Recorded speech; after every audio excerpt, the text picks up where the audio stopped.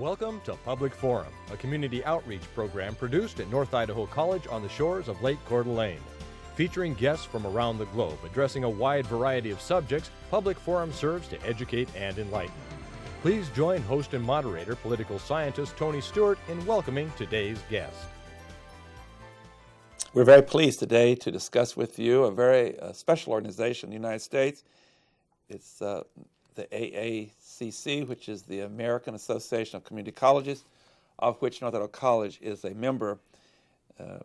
Community colleges have grown so much in our country, and there's about 11.6 million students at those colleges today. And we're very, very pleased to have on our program Dr. Michael Burke, who's the president of North Idaho College and is playing a very prominent role in the American Association of Community Colleges. In fact, recently he was chosen as a member of the board of directors. He's also been very instrumental in working with the AACC in recent years and the Commission on Diversity and Inclusion and Equity. He's really been one of the leaders from some of the experiences we've had at North Idaho College and dealing with human rights matters. Dr. Burke, it's a pleasure having you here, and to save time, I'm not going into your very prestigious background. You've had a lot of experiences at colleges and been with us for a number of years, and congratulations on your appointment, and we look forward to talking about the AACC today. Thank you. And I'm very pleased to have our regular panelist, Janell Burke, who's an attorney in the state of Idaho, and next to her is Erna Reinhardt, who's Director of Public Relations at North Idaho College, and Janell will commence today's questioning. Welcome to the show, Dr. Burke, but I can't say welcome to North Idaho College because, of course, you are the president of North Idaho College. But it's a pleasure to have you here and to be able to share some of your information with our viewers. Can you tell us what the American Association of Community Colleges is? What is this organization? The AACC is a large group of colleges, as Tony mentioned, about 1,100 and some odd community colleges in the United States. Almost all of them are members of the American Association of Community Colleges. And what AACC does, have their offices in Washington, D.C. on DuPont Circle, and they provide the Association of Colleges throughout the United States an opportunity to have a voice in Washington. As you know, right now we are undergoing the reauthorization of the Higher Education Act, for example. We're going to reauthorize Carl Perkins, which funds a lot of our vocational education opportunities. We're looking at the Workforce Investment Act. There's a number of key pieces of legislation which will eventually affect all of us around the United States in community colleges. And what AACC does is try to speak with one voice, trying to represent the diversity of community colleges around the country, and really voice our opinion when it comes to how the reauthorization of Higher Education Act, for example, would favor us. They also speak very directly and loudly about Pell Grants, for example, another key issue. Both administrations have looked seriously at raising the limits for Pell Grants, which is really financial support for the overwhelming majority of community college students. So in some ways they're a lobbying organization. I think of them as more than that. They really provide the opportunity to express the vision that we have for community colleges in the United States. And I'm sure that you also inform your constituents as well of what the issues are, so that all the community colleges know what the issues are, although they may already know them. But Well, I'm glad you mentioned that, because I think hardly a week goes by that I don't get an electronic email message from George Boggs, who is the CEO, president of AACC. He sends out an electronic message, kind of a memo to everyone that he knows in community colleges around the United States, giving us kind of the blow-by-blow, what's happening in Washington with various pieces of legislation and new initiatives and professional development opportunities, just you name it. Very, very convenient, arrives on your doorstep, so to speak, through your email system. Keeps all of us apprised of what's going on, tries to provide ways for us to respond to issues electronically. thank you. Erna Reinhardt. Welcome to the show, President Burke. It's good to have you here. There's a lot of different adjectives that are used to describe community colleges, but I know there's two that you speak to extremely well, and that is inclusiveness and accessibility. So I'd like you to explain to our viewers why those two words are so important to what community colleges do. Well, accessibility, I think, is the hallmark of community colleges.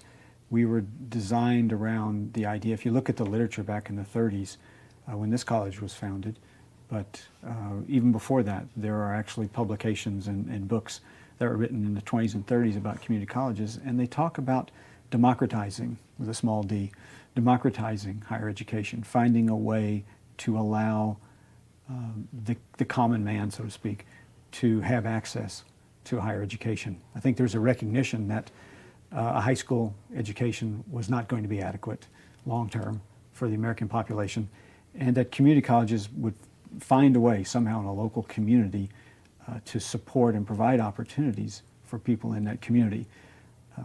I think in this day and age, it's difficult for a lot of working adults, parents, to pack up everything they own and move to a university a couple hundred miles away. It's just not going to happen. The idea with a community college is to be accessible enough, be affordable, be close to home, so that you can get those skills that you need in the workforce, get the kind of educational opportunities so that when you transfer maybe to a four-year university, the time you spend away from home will be truncated a bit. You may not have to spend 4 years, obviously. You can cut some of that difficulty out of people's lives so they can actually achieve a four-year degree. You mentioned inclusiveness. The community college has always, I think statistically, we register the majority of minority students in higher education begin their careers in community colleges.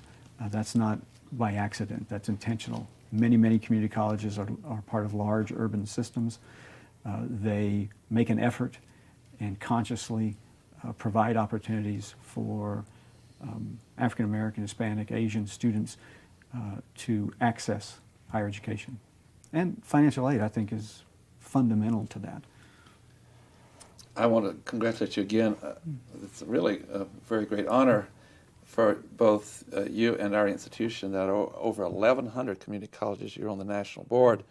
So you not only can represent North Idaho College well, but Pacific Northwest, you can represent all the community colleges, and we're very, very pleased that this has happened. Something that I know, talking to you a lot and being close to your philosophy, Dr. Burke, you have a passion for the dignity of human beings and for diversity and what I call human rights and civil rights. The Commission on Diversity and Inclusion and Equity, I know you don't like taking credit, but I'm going to insist. I know since you've been with our college and with the AACC, you have really spearheaded asking them to become deeply involved in these issues. Share with us, one, your reasoning for that, and number two, what are they doing? How are they moving forward on this very important issue? Good question, Tony. I don't take a lot of credit for that. We've got a group of 20 or 30 or so of us around the country who are in many ways an easy sell. These are folks who have a personal interest in issues around diversity, inclusion, and equity. The commission is a way for those folks to get together. Annually, twice a year, we meet in Washington, D.C. to deal with issues around diversity. If you just did a casual reading of the paper in the last few days, you'll notice that many of the issues around race and religious hatred, these are not issues that went away in the 60s and 70s and 80s. They're still there. I noticed, I think, 2 this weekend in the paper. These are issues that we're still facing on college campuses. And what this commission allows us to do is have those conversations about these issues. We frequently discuss, I think, broad ranges of topics like resegregation of public education, for example, is something we talked about last year. There is perhaps a tendency for a certain amount of complacency around these issues for those of us who've been involved with them for 20 or 30 years to think that some of these problems are being solved. Some of them are, but there are still other issues out there to be dealt with. This is a very powerful group, and we're glad. If you have 11.6 million students and over 1,100 community colleges and the employees and all, they have should have a very loud voice in dealing with important issues. Of the challenges on those campuses, that's a lot of students. Obviously, there's been a lot of progress in legislation, and both in hiring employees and also admitting to the school people are very diverse. Like at our college, well over half of all the students here are women. And women have come into the process in a very successful way in more recent years.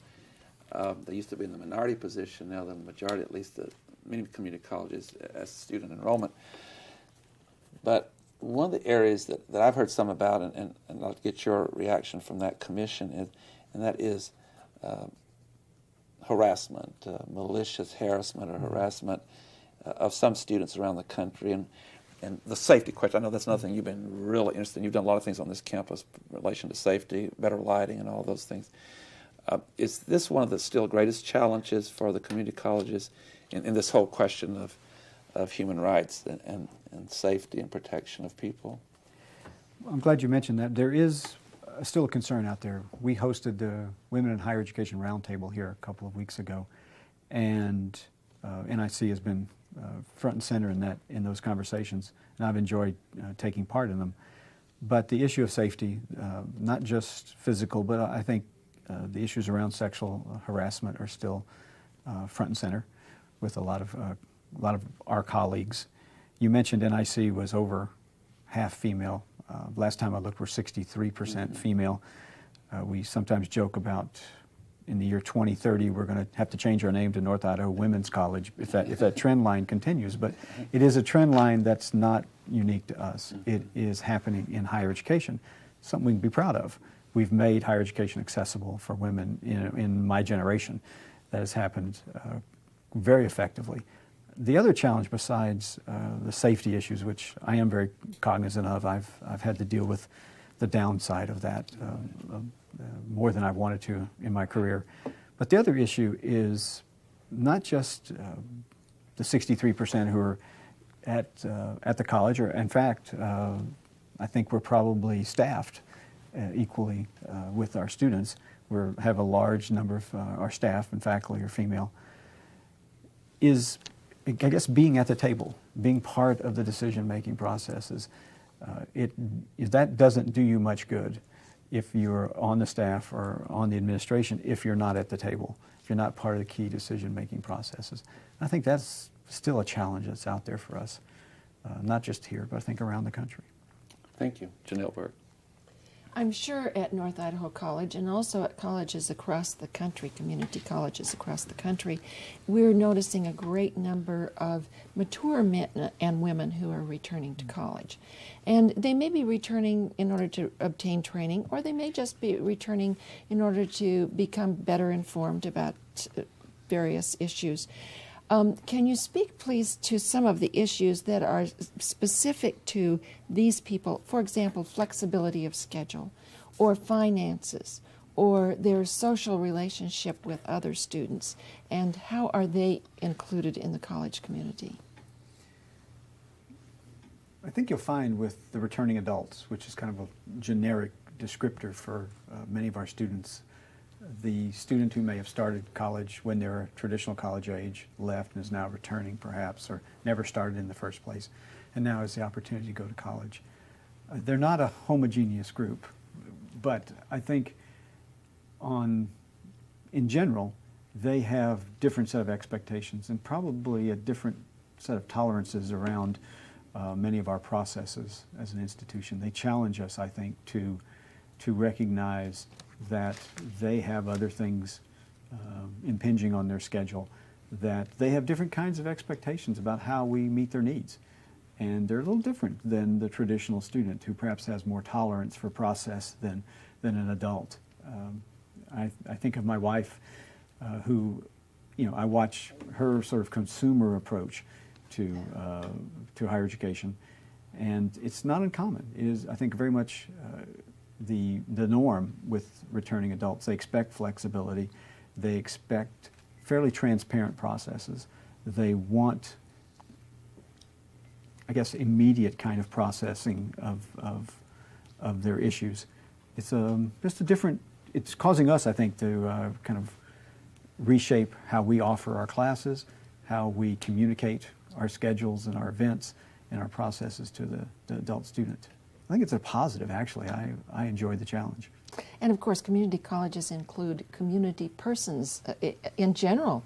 You have many events here, and I'm sure other community colleges do too, that include the whole community. I keep noticing our average age keeps going up, but the top end of our age keeps going up as well. We have someone who re-enrolls every year in her 80s and is a member of our chorale. These are not rare examples. There are many, many people around the country in community colleges who return year after year after year to take advantage of the cultural opportunities and I guess the camaraderie of being part of something like a chorale or the theater or the symphony. It's, again, that's our middle name in many ways, community colleges, and the idea is, I think we can provide those kinds of experiences for the returning adult. There's so many questions, I'm not sure where to start. I would like you to speak, because I know we do so many things well here at North Idaho College, but one of the things that we do really well is partnering with businesses and industry. And I know when business and industry are moving into a new area or looking for a place to relocate, one of the things that they look at is what kind of higher education opportunities are available in that region before they decide to move here. And North Idaho College has partnered with several different businesses and industry, and I just wondered if you could, Michael, give us some examples of that and why that is so important to the economic development of a region. Well, let me give you one very recent example, if I can. You mentioned the connection between the economic vitality of a community and higher education. Many of the businesses who are being recruited by Jobs Plus, which is our local economic development group, are being recruited here, and the first questions they ask are, what is your educational system like for my employees if they have to relocate here? What is your healthcare system like for my employees when they relocate here? And frequently they ask about, what sort of cultural experiences and opportunities are the families going to have if they relocate here? Oddly enough, we're partner in all of those issues, I think. We're completing our new health and science building. We're going to continue to provide state-of-the-art health care providers through our nursing program and other allied health type programs. We are, I think, the front door on higher education in this community. All those things kind of tie together and orbit around NIC. If I can give you one example, Erna, we worked very directly with Jobs Plus in the recruitment of Buck Knives. It's a large manufacturing company that's owned by C.J. Buck, that's hence the name, but it's a family business. They've been in operation for decades in Southern California, relocated here for a lot of the same reasons many people relocate here. The quality of life issues, the business-friendly environment that they found in Idaho. But they built their building across the street from our workforce training center. It's not an accident. They see that connection. While they were building that building, we loaned them square feet and facilities in our workforce training center so they could set up their human resources office, so that they could actually not have to wait till the building's built, could actually start hiring the workforce, so that as the building's being built, the workforce is being hired and put in place for the operation. So when they opened the doors, and I was over there shortly after they got the walls up, but they weren't quite complete, but you could see a small workforce already on staff there. I got there right as they were clocking out, literally, and you could see a small group that had already begun work before the plant was finished. But we were involved in that recruitment. We provided tuition opportunities for their employees who would have to transfer out of state and potentially would have had to sit out a year to get in-state tuition. We approached the Board of Trustees, got some flexibility around those kinds of issues. That's what I think a locally governed community college can do. When you see this tremendous economic opportunity for the community, for employees, these are great jobs. We can provide those kinds of inducements to help them relocate here. Excellent. I'm sorry, but I have to take us back to diversity. That's my thing on the program today. I want to first of all thank you. The Summer Institute for Presidents was here a couple of years ago, I believe it was, and I had thanks to you, a wonderful opportunity to speak to the presidents. And one of the things that you've experienced that some of them had not, and that is when you're faced in your college with some outside organizations that really are very aggressive and involved with hate. I would like to get you to, this program goes into 7 states and goes into Canada, a lot of colleges and universities. What advice, and we did a scenario with them, and it was very interesting to see how they would react to things that some of them hadn't experienced. What advice, as an administrator, as president, would you give to administrators and faculty at colleges that might face this? And I guess where I'm really going with my question is, how do you protect civil rights, human rights, diversity, and at the same time the First Amendment, where people can speak to issues that, in doing so, that are very, some of them hate-filled and offensive comments, but how do you protect free speech and also protect the celebrating of diversity of the campus? I gave a presentation at a conference of AACC a couple of years ago with the Chancellor of Yosemite Community College, and that was the very topic that we talked about. I think there's a general feeling as college presidents, we're a bright bunch, and we should understand the nuances of constitutional law, and that's not always the case. I think we've all have something to learn in that area, and the events that took place here, I think, taught us a lot as a community, as a college, as a city, about how you preserve the constitutional guarantees of free speech and assembly, as repugnant as that might be in our particular case. But you still do that in a constitutionally protected way. I think that's our obligation. We have a responsibility to do that. We can do other things, as you know, we did. We used it as a fundraising opportunity for our community. But my advice to that group was to become very, very clear on what you understood, what you think you understand about constitutional law, and get up to speed on it. I think our local community had to do just that in short order. And at the same time that those voices are being heard that are filled with hate, the rest of the community and the colleges can be leaders in not remaining silent, with a counter message of strong support for the dignity of persons, and particularly be allies of the minority members of their community. And certainly I know you've spoken to that issue too. Janell, Burke. You touched on it very briefly earlier, but what is the importance of financing the Pell Grants and the other grants and that kind of thing that are available for college students? Why is it particularly important at the community college level, but it's important at all levels? Can you explain to our viewers why that is?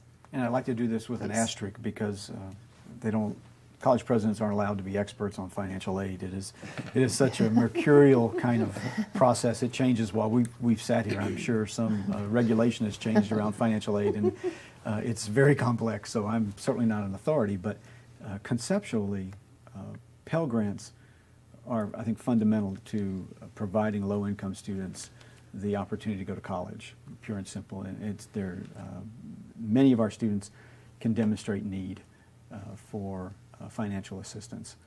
I would say probably 2/3, maybe 3/4 of our students have some clear, obvious financial need when it comes to going to college. I think across the country, community colleges are probably the best bargain in higher education. We routinely look at our region when we set tuition. We're routinely much lower than universities and many of our other colleges around the Northwest. That's on purpose. But tied to that is you still have to remember that's not enough. Many of our students are going to have some kind of financial assistance through Pell Grants, through our own foundation. Our foundation gives away about 334 scholarships, I think, last year, cash directly to students in order to then pay tuition. It's pure and simple economics. They simply do not have the kind of funding it takes to go to college. One other question. Does every community college aspire to become a university? Not that I know of. There are some in the Mountain West in particular, several college presidents who are just dedicated believers in the community college, yet they are isolated in the region, and that's pretty common in the Mountain West. And many of them will look you in the eye and say, I fundamentally believe in the principles of the community college education, yet members of my community simply can't leave. I want them to pursue a baccalaureate education. What am I going to do? And some community colleges have entered into baccalaureate degree programs somewhat reluctantly. Most community colleges, I think, have no intention of becoming universities, but at the same time, they have populations that aren't going to leave. What are you going to do? Do they partner with universities Some do. then? If they can find a university like University of Idaho and Lewis Clark, who are on our campus, that's a luxury. That's not all that common. I had a similar experience in Texas, but it's not very common. You look at some of the Mountain West colleges; they don't have a lot of options. And I am sympathetic. As much I've worked my entire career in community colleges. I fundamentally believe that we are different on purpose than universities. But what do? If U of I and LC weren't here to provide four-year opportunities for our students, it's a whole nother equation. You just time them out after 2 years. There are many of our students who go right into the workforce with a 2-year degree. That's what they want to do. They've learned computer-aided drafting or some other direct professional technical skill. They want to enter the workforce. But I would argue I would like to see whoever wants to pursue a baccalaureate degree to be able to get one. And that distance and money shouldn't necessarily prevent them. We have about a minute, Darna. I know that was my question, kind of to talk about collaboration, but I'm going to ask you a really quick question because we only have a few seconds left. What do you love most about your job? What do I love most about my job? It's not boring. I've never had a boring day. I guess I kind of have the planning gene. I enjoy kind of thinking out 3, 4, 10, 20 years out there and making decisions that are probably relatively invisible at this point in time, but I think setting us up for perhaps another generation when you and I and Tony are long gone are going to say, gee, I'm glad they thought of that.